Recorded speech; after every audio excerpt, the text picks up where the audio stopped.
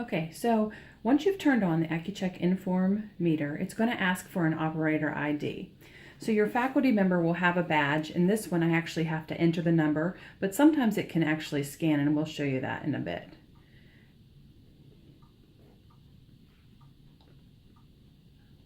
Okay, next the Accucheck Inform meter is going to ask you what you would like to do, either patient test, control test, or review results.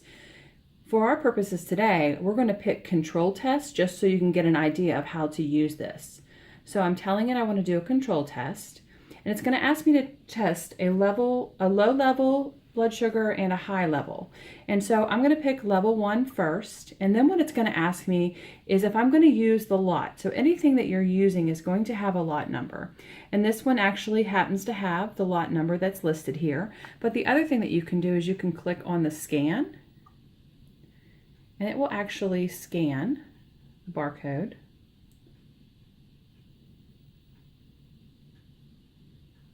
Or not. So let me just click this to say yes. And then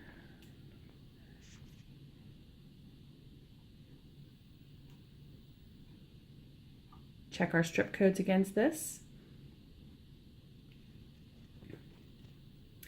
And so now it's actually telling me how to insert the strip. So if you're looking at the strip, you can see how there's like a little yellow line here. This is where the blood or the solution is going to go. And then there's a little metallic kind of indicator here. This goes down inside. So this pushes into here, and it beeps to tell me it's going to be ready. And then it's going to ask me to put the drop of the solution onto the meter.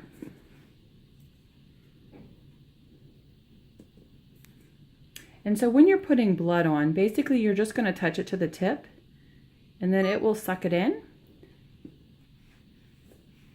And then you wait for it to give you results. Now this is indicating that it passed, and meaning that the Accucheck, this is a quality control measure that we're doing to make sure that it's testing correctly. So we're going to make a comment that says that it's acceptable. And then we're going to check it. And then we're going to assess the second level, level 2. And again, we're going to verify that's the correct number, and I'm using the control lot, and it is correct.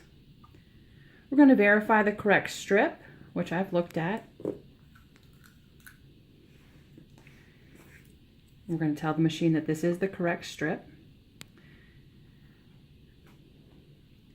And then it's asking me to slide this in,